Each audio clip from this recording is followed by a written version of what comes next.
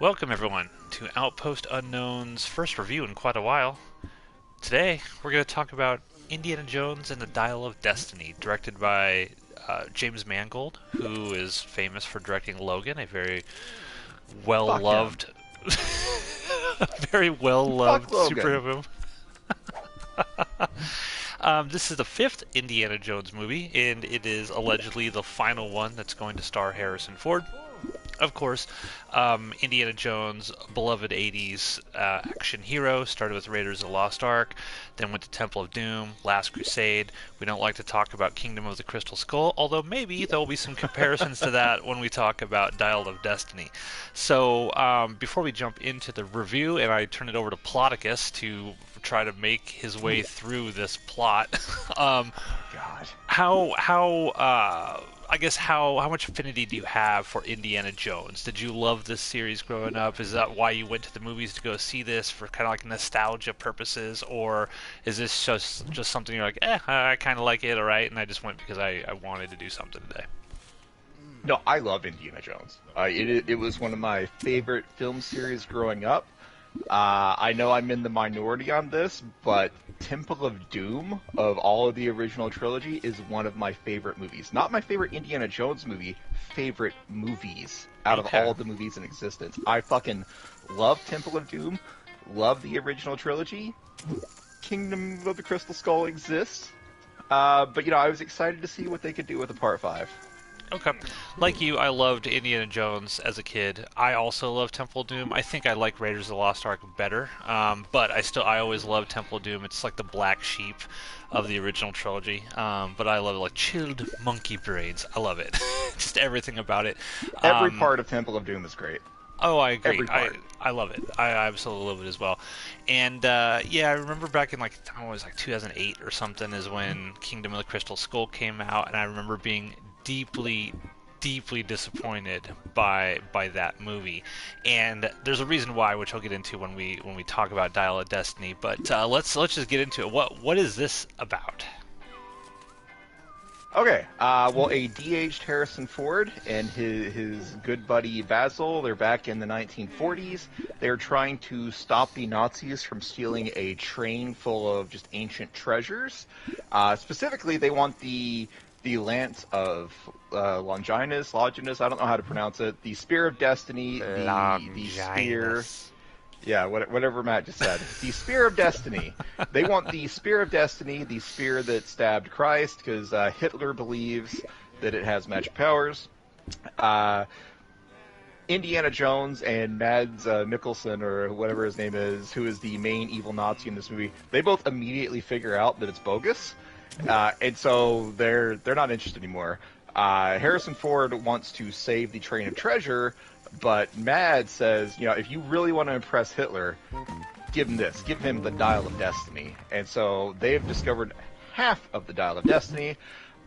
Indiana Jones and his buddy Basil fight the Nazis, and they come away successful with the Dial of Destiny. We then cut ahead to 1969, where an absolutely miserable, beat-to-shit Indiana Jones is just kind of meandering through life.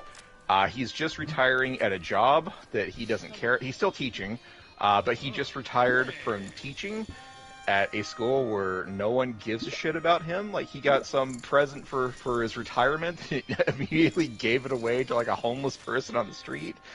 His students are not interested in his lessons anymore.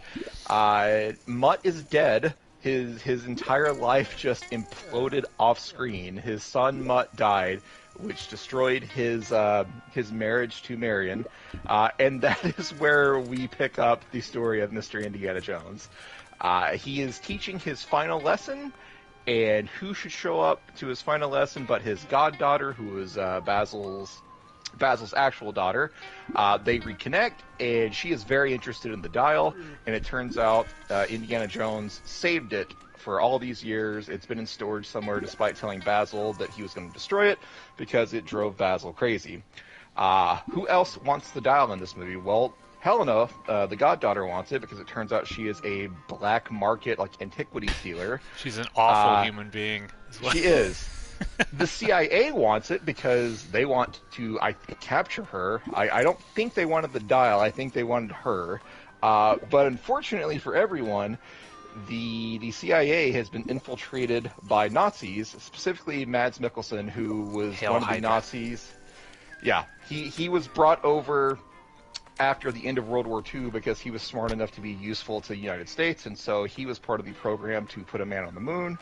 But now that he's kind of paid his debt to America, he wants to get back to his Nazian ways, and he needs the Dial of Destiny to do that.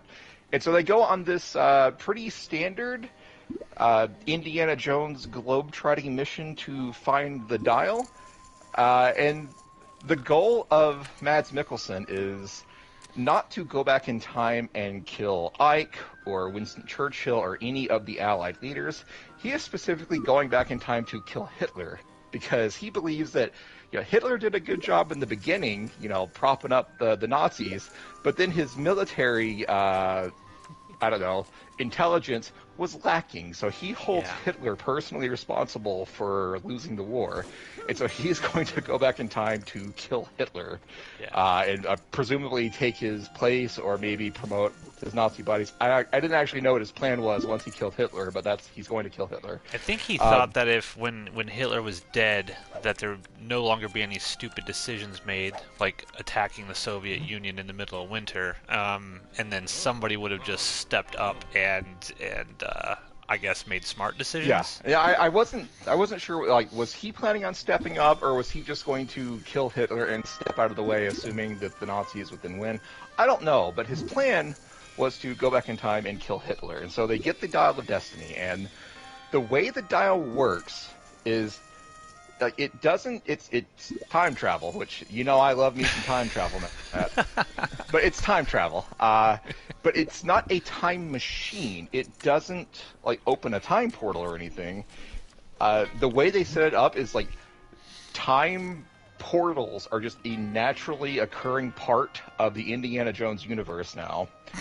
And so Archimedes, who created the dial, he noticed that the sun, the moon, the stars, the planets, like their orbits weren't what they should have been. Like their orbits were funky, and that led him to believe that something shitty is going on with time. And then he used math to prove it.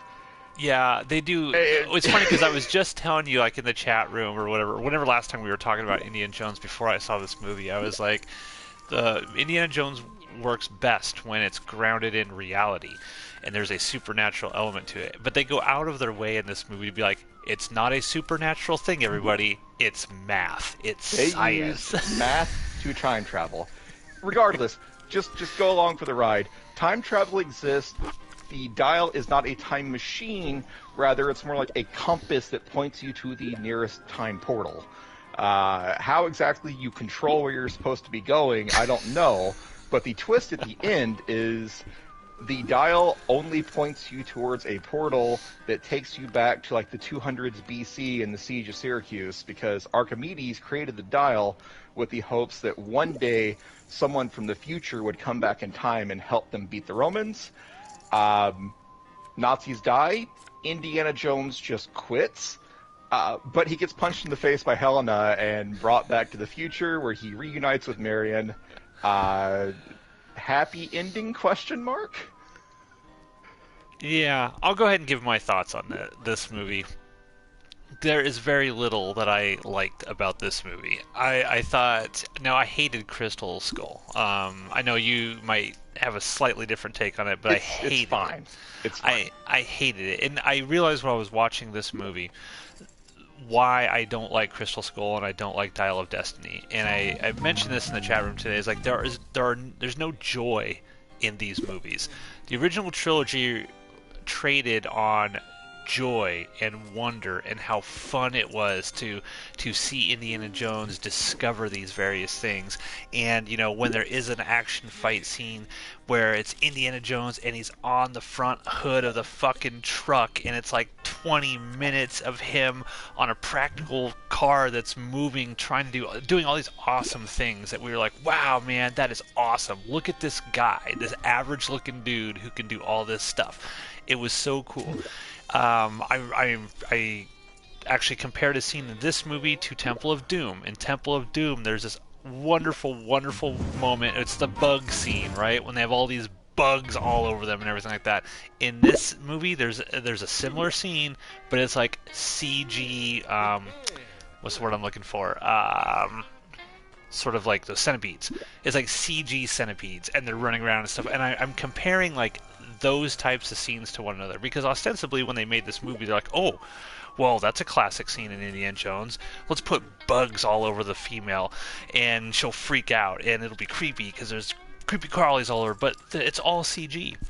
There is an extended like chase sequence. I don't know what type of vehicle you would call that they're driving around in the streets of Tunisia on in this, but the whole thing is CGI, and I was sat there watching this. I'm like, there's no joy or wonder to this. This is like somebody creating something who's like, you know what? All these things that people loved about the original Indiana Jones stuff, the things that made them work, the things that Steven Spielberg was so great at being able to show on screen and made people love this. We're going to do it, but we're going to do it in this sort of like, we're not going to take any time, energy, or effort to really do it. We're just going to create it all on a computer. And the opening scene where it was like the de-age completely took me out of it. There are lots of shots in that where it's like, oh, it's quite obvious that there's a de-aging thing going on there. You know what threw me off the most about the de-aging is his voice? Like they made him... No, they made him look younger than he did in any of the other movies. Like they went too far back. Yeah, I thought his voice, I was like, this is 80-year-old Harrison Ford talking. He didn't sound like this in the original trilogy. I was like, why didn't they do something with his voice? He still sounds a little gruffy dude. Now, I liked that opening 20 minutes. I really liked the concept of it. But again, it's so dark. It's so muddy. It's so difficult to see what's going on. I go back to like Raiders of the Lost Ark when all these action scenes were taking place in broad daylight. You could see all this cool stuff happening. And in this, they're like on trains, and it's clearly created in a computer, and it just looks so weird. Joy and wonder is what made those first three work, and it just did not work for me here. The other thing I did not like about this movie is it was so fucking long. 2.5 hours long. I went back and looked at the running times of the original Indiana Jones trilogy, and even Kingdom of Crystal Skull. The longest movie was 2 hours and 8 minutes with credits. There's another half an hour tacked onto this where I'm just like, none of this needs to be in here. And my fiance was falling asleep during it because it was just boring. Like, again, joy and wonder gets you through a lot of this stuff where you might be like, okay, I just wanted this thing to end. I did not care about this villain. I thought this villain kind of sucked. I love Mads Mikkelsen. Love him. Go watch Hannibal, anybody who wants to see great Mads Mikkelsen. This villain was just not memorable at all. I thought what was the girl's name? Hannah, Claire, whatever her name was, Helena. She was just a terrible person. She was just an awful, terrible person. And I was like, I watch these Indiana Jones movies because I want to see like Indy with like good people, right? And all the previous ones, Indiana Jones was Sala, what the fuck did they do to Sala in this movie? He was there for cameo, basically like, hey, you remember, you like Sala, right? We're gonna throw him in there. And there's a moment in this movie where Sala, he takes Indiana Jones to the airport, and he's like, Indy, I got my passport. I was sitting there like, please let Sala be in the rest of this movie. I want to see this guy help Indiana Jones, and they fucking didn't do it. It's like if you remember the first Iron Man movie, and probably not a lot of people do at this point. We see Robert Downey Jr. get in his Iron Man suit and fly away, and then we see Rhodey, and he looks at the silver armor, and he looks at it, and you're thinking, oh, cool, he's gonna be fucking War Machine, and he's like, next time, and he just walks away from the armor. It's like we teased you with something cool, and then we didn't give it to you. Exactly. So yeah, I thought it was overly long. bad CG. I'm struggling to find anything I thought was good about it. I like the idea that they went back to Nazis. And I mean, it's always good to see Nazis get shot and killed. My problem is like all of Mads Mikkelsen's like henchmen didn't feel like Nazis to me. Like they were Nazis, but I was like, well, they were modern Nazis, which are just white dudes. well, yeah, but you know, I want those like classic Nazi castings, like someone who's got a Nazi-looking face, right? You don't get that from these guys. I thought they were just like general like mercenary dudes or something. I didn't realize they were actually Nazis until they put on Nazi uniforms at the very end of the movie, and I was like, oh, okay, I guess they are Nazis. You don't really see the Nazis doing anything bad other than at the very beginning, like we're trying to steal all this stuff, and it's like I want to hate my Nazis, like in Raiders of the Lost Ark. I fucking hated those Nazis, and I wanted Indiana Jones to kill them. And I loved when the Ark opens up and melts their faces. That's awesome. You don't get any of that really here. Even Mads Mikkelsen, he gets, spoiler alert, they go out in this dumb way. It's like, okay, the plane crashes. Wow. Okay. So I didn't feel like there was any creativity or ingenuity or joy or wonder in this movie. I didn't really like any of it. I'll toss it to you. What did you think? This is like a tale of, there's like two halves to this movie. One half is like the adventure portion of it, like the quest for the dial. I like that. I mean, it's not as good as I'm very sad I threw away this hand, but it's not nearly as good as anything from the original trilogy. But I liked it. I thought it was pretty like classic Indiana Jones goes on a globe-trotting adventure to find a MacGuffin. I was cool with all of that. I hated what they did to Indiana Jones himself. Like, say what you want about Kingdom of the Crystal Skull. At the end of it, he had an unambiguously happy ending. He was the dean of his college. He married the love of his life. He discovered that he had a son, and he seemed very on board with parenting this child. Like, I get that no one likes Shia LaBeouf, no one liked the Mutt character, but Indiana Jones in the movie liked that character. They take all of that away from him for no particular reason. You find out that Mutt joined the army just to piss off Indiana Jones. Well, then he got deployed and killed, so his son is dead. The death of Mutt destroyed Indiana Jones and Marion's marriage. And so, like, one of the first things you see when we return to 1969 is, like, divorce papers between the two. He's working at a college that he doesn't care about. I think of, like, all of the scenes in the previous movies where we actually see him teach, and the students are, like, enthralled with his stories of history. The students in this movie, like, treat him as a joke, could not give less of a shit about him. So this movie destroys Indiana Jones's life for no reason, because no part of this story is dependent on Indiana Jones having a shitty life. Like, he doesn't go off to search for the dial because he's got nothing going for him at home. He's not going off on one last adventure. He specifically says, I am only doing this because the fucking Nazis framed me for murder and I need to catch them to clear my name. That could have happened with his family intact. It's just, this movie is just depressing and hateful towards Indiana Jones for no reason, and I fucking hate that. It's like the same thing they did with Luke. It's just like he's just bitter for, I don't know, because that's how someone wanted to write the script. Yeah, like, it actually reminded me. No part of the story is dependent on Indiana Jones' life being ruined, but they ruin it anyway, and I hated it. Yeah, it actually reminded me less of Luke, but what they did with Han Solo in The Force Awakens.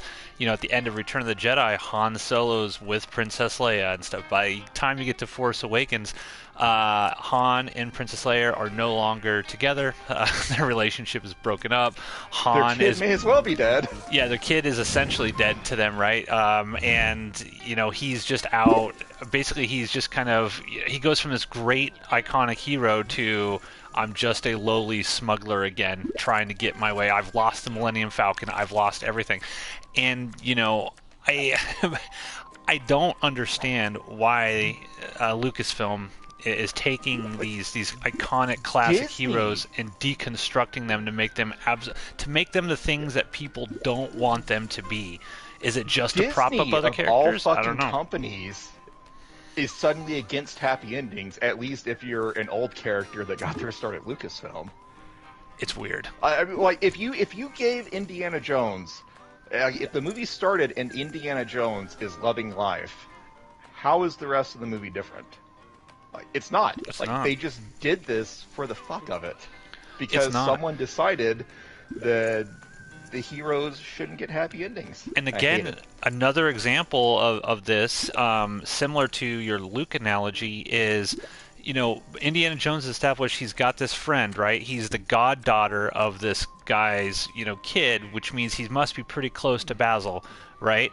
And yet, when Basil wants him and needs him, he's like, no, you're crazy. And he does not help the dude at all. He lies to him. He's like, oh yeah, I'll destroy this. Does not destroy it for him.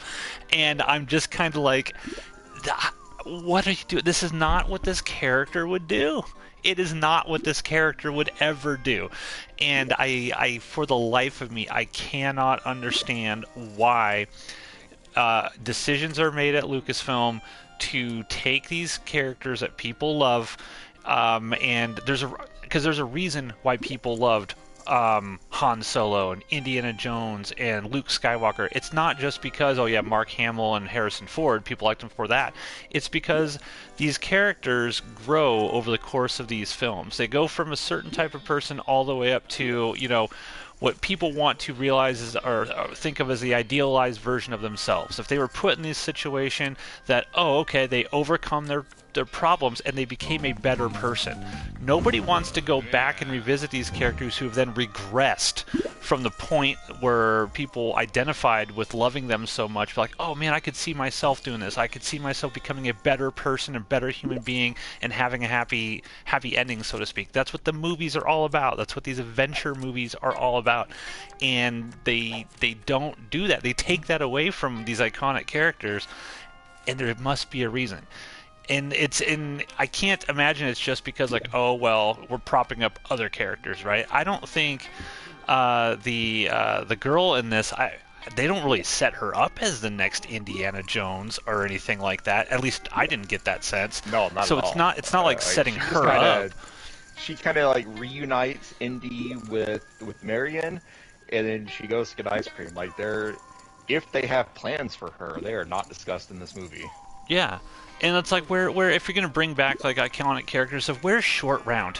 Where's Short Round? Bring Short Round back, to help out or something. Marion, the love of his life, got done so fucking dirty. I read an interview with, is it Karen Allen? Is that her name? Mm-hmm.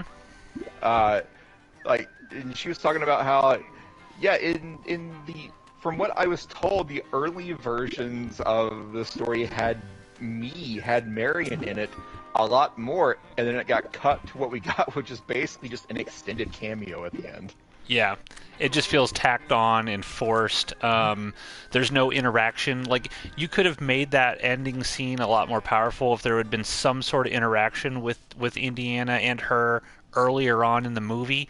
But they don't do that. It's like, oh, don't forget, well, here's Sulla, here's Marion. We'll throw in a couple quick cameos for you, and there you go. And then Indiana Jones quits. Like, yep. At the end of the movie, he's like, I'm just gonna stay here in the past. It's like, there's nothing for me waiting back in that shitty future. I'm just gonna stay here. Like, if you give Indiana Jones a family, like, I imagine the scene where Indiana Jones goes back in time. He gets to be a part of the history that he has been studying and loving his entire life, and he has the choice to be a part of that. But then he's like, I really love my wife and son. I can't abandon them. It's like that spot would be so much more interesting than Indiana Jones just giving up, be like, yeah, future sucks. I'm just gonna sit here. Yeah, for sure. And you could even have written a story that had Marion in it and maybe Mutt if you could have got Shia LaBeouf back where there's an end scene. And if you wanted to keep Indy making that choice, having that great moment with his wife and family, and maybe they all decide to stay back in the past, or you have that sort of emotional moment where he's got to tell them why it's so important to him that he has to make this choice and stuff. Nope, he just gets knocked out and and wakes back up in modern day. Yeah. What happens to Archimedes? Like did it feel like there was another beat with as long as the movie is like? I feel like they didn't really wrap up the Archimedes thing. Like he's just standing there looking at Indiana Jones, holding the dial and the Nazis watch, and then Helena punches Indiana Jones in the face, and then the story goes back to the present. Like, did Archimedes try to get them to stay? I don't think so, because Archimedes told them, like, hey, you were always going to meet me here. I think Archimedes was like, this is just how it plays out. I built this thing. This is how time plays out. And I think he just went off, and I don't remember if Archimedes died at the Battle of Syracuse or what. I don't know what happened to him, but yeah, I think that watch was just there when they found him in his tomb, and he was like, okay, yeah, I met the future people. They did help me kind of beat the Romans a little bit. There's a weird, strange moment where these planes are flying around. They're kind of shooting the Romans down a little bit, but I didn't get the sense that they wiped the Romans out by any means. So I don't really know. Yeah, the Romans were fighting back against the dragons, which is what they thought the planes were. I don't know. It seemed like there was something missing with the interaction with Archimedes, and then Helena took that away from the movie. Yeah. Again, this is a movie I will never watch again. In my head canon, Indiana Jones Stories ends with part 3, going off into the sunset with his dad. That's it. That's the end. Crystal Skull and this, they don't exist for me. They're weird things I saw. It's an Elseworlds tale that makes no sense to me. The original trilogy is where my Indiana Jones stuff ends. So, final ratings and then a letter grade. How would you rate this, Steve? I don't know. I came away liking the movie, but I can already tell it's a movie that the more I examine and contemplate, the less I like it. So I don't know. It's probably a fucking D. Like, it's not the worst thing I've ever seen, but the more I think about what they did to Indy, the less I like the film. Yeah, I'm gonna go right there with you. I'm gonna go D minus. I think that this is right up there with, like, I would not be, if someone were to say like Crystal Skull is better than this, I don't think I'd have a good argument against that. I mean, I wouldn't be able to be like, Crystal Skull gave him a happy ending. Yeah. I think I'd be like, okay, well, yeah. And so, I mean, but I hated that movie too. So they're right there at the bottom for me. But yeah, just, eesh. I don't know what Kathleen Kennedy's doing over there, man. I really don't know what she's doing. Is this just what this director is known for? Like, I don't pay any attention to fucking directors, but like, knowing that, knowing now that he also made Logan, like, suddenly shit just makes sense, because Logan was another movie that I hated. Everybody else loves Logan, but like, I have no interest in watching my heroes just be fucking miserable, and that's the other movie that this guy gave me. Yeah, I mean, he's done a lot of different stuff. I'm trying to think off the top of my head some of the stuff that he directed. Didn't he direct, like, Girl Interrupted and stuff like that from the 90s? I mean, he deals with a lot of sort of, like, miserable people. Like, he trades in movies that deal with miserable people a lot of the time. So, but again, I mean, he's a good director. I don't think anyone would call him, like, a bad director or anything, but I'm thinking to myself, this is the wrong guy to make an Indiana Jones movie. Your misery away from my heroes. Like, when I watched this movie, and now that I think about, like, the sequel trilogy for Star Wars, like, I put myself back to, like, the mid-2000s when I had to stop reading comics because they were all stories about why it now sucks to be a superhero. Like, Indiana Jones and Star Wars are now in whatever the film equivalent of that is. Like, let the heroes be happy. Do you feel like there is any like, how do I want to phrase this? Any room or desire for a brand new, like, hey, recast Indiana Jones and do a whole new Indiana Jones franchise or a television show, kind of like Young Adventures of Indiana Jones. Do you feel like there's any appetite for people to see that, or do you think people are just kind of over it? Because this movie bombed at the box office. It cost $300 million to make this piece of shit. Fucking ridiculous. And it bombed horribly at the box office. So I don't think we're going to see another Indiana Jones movie for quite a long time. But just in general, would you be interested in seeing a new Indiana Jones with a, you know, please don't put Chris Pratt in the role, but, you know, somebody of that caliber, but like, okay, brand new Indy, and we're going to go on new adventures?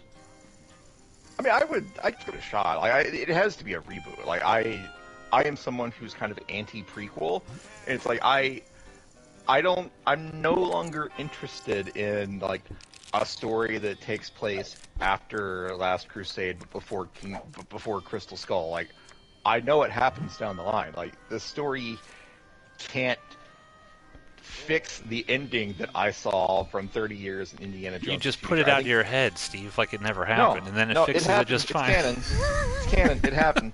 I think it's you reboot it. Like, you've told the story of Harrison Ford Indiana Jones from start to finish.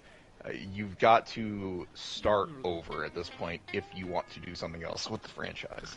Yeah, and I think you could do something really cool where you reboot it, cast somebody, you know, youngish in the role again, and you could have a lot to say about modern day stuff, like cast the Nazis again as the bad guys, but, you know, make it like it's Indiana Jones, having more adventures with the Nazis down there, but really focus on, you know, why the Nazis were bad and why it's so, you know, such a good positive thing to fight back against Nazi type thinking and things of that nature, while still making it sort of fun and palatable to a mass audience. I think you could still do that kind of stuff, but, you know, I love Harrison Ford, don't get me wrong, but his time has come and gone. His time has come and gone, and I would like to see. Now he's Thunderbolt Ross. He's joining the MCU. I know.